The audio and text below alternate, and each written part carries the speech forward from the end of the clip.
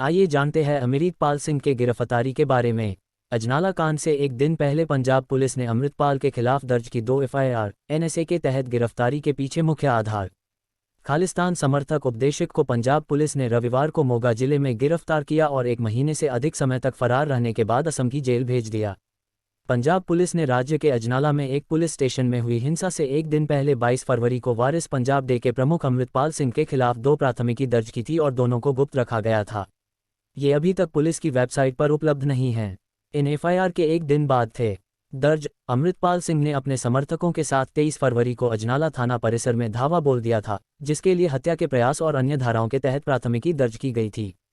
यहां तक कि 18 मार्च को वारिस पंजाब डी प्रमुख पर कार्रवाई शुरू होने तक अजनाला हिंसा की घटना की प्राथमिकी को गुप्त रखा गया था।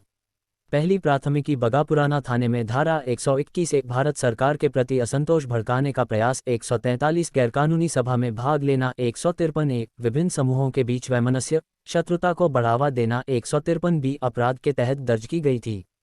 धार्मिक सभा में 505 टू प्रकाशन शत्रुता को बढ़ावा देने के लिए बयान प्रसारित करना और 188 ड्यूटी मजिस्ट्रेट की अवज्ञा, भारतीय दंड संहिता आईपीसी।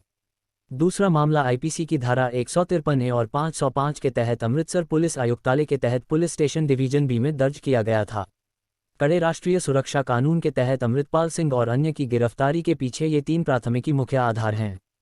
19 फरवरी को बुद्ध सिंह वाला गांव में WPD के संस्थापक दीप सिद्धू की पुण्यतिथि पर आयोजित एक कार्यक्रम में दिए गए भाषण के लिए बाघापुराना थाने में प्राथमिकी दर्ज की गई थी। अमृतपाल, वरिंदर सिंह उर्फ फौजी, कुलवंत सिंह रौनके, बसंत सिंह दौलतपुरा और अन्य अज्ञात व्यक्तियों को इस प्राथमिकी में नामजद किया गया है। प्राथमिकी में अमृतपाल के उस भाषण का हवाला दिया गया है जिसमें उन्होंने कथित तौर पर कहा था, दुनिया की कोई भी सरकार सिखों को खालिस्तान हासिल करने से, स्वतंत्र सिख राज्य हासिल करने से नहीं रोक सकती। हम लड़ेंगे और हमारी नस्लें लड़ेंगी और शहीद होती रहेंगी। हम आज नहीं तो कल इस धरती पर राज करेंगे। युवाओं से अपील है कि शहादत के अलावा और कोई रास्ता नहीं है जो किसी भी काम को मुफ्त कर सके। ये गुलामी सिर्फ मेरे सिर कुर्बान करने से खत्म नहीं होगी, हम सबको कुर्बानी देनी होगी। यदि ऐसा है तो आइए हम अपनी स्वतंत्रता के लिए मरें। इसमें बताया गया है, इस तरह अमृतपाल सिंह भारत सरकार के खिलाफ खालिस्तान राज्य हासिल करने और भाषा, धर्म और नस्ल के आधार पर दुश्मनी बढ़ाने के लिए गांव बुद्ध सिंह वाला में अपने साथियों के साथ युद्ध करने का आह्वान कर रहा है और अपराध किया है।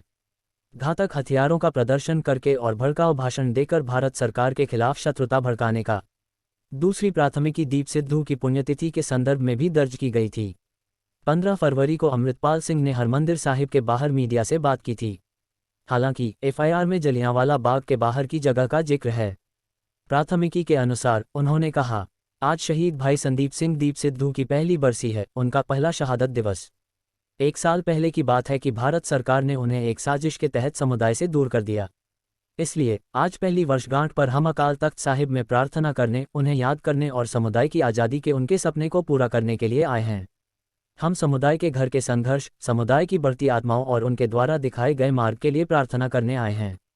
ईश्वर हमें शक्ति दे ताकि हम उनका अनुसरण कर सकें। प्राथमिकी में अमृतपाल सिंह की मीडिया को की गई टिप्पणियों का भी हवाला दिया गया है। सिखों के प्रति सरकार के रवैये से यह स्पष्ट है कि सिखों को गुलाम बनाए रखना और उन्हें यह एहसास कराना कि सिख समान नागरिक नहीं हैं।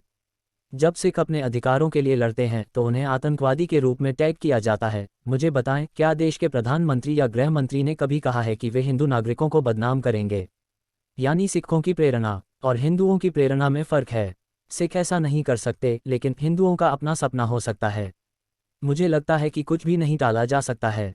हम कुर्बानी के रास्ते पर चलते रहे हैं। 500 साल हो गए, कई राज्य हमारा विरोध करने आए हैं।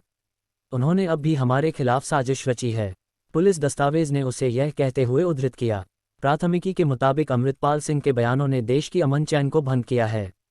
वह धर्म के नाम पर देश को विभाजित कर रहे हैं और स्थिति को बिगाड़ रहे हैं।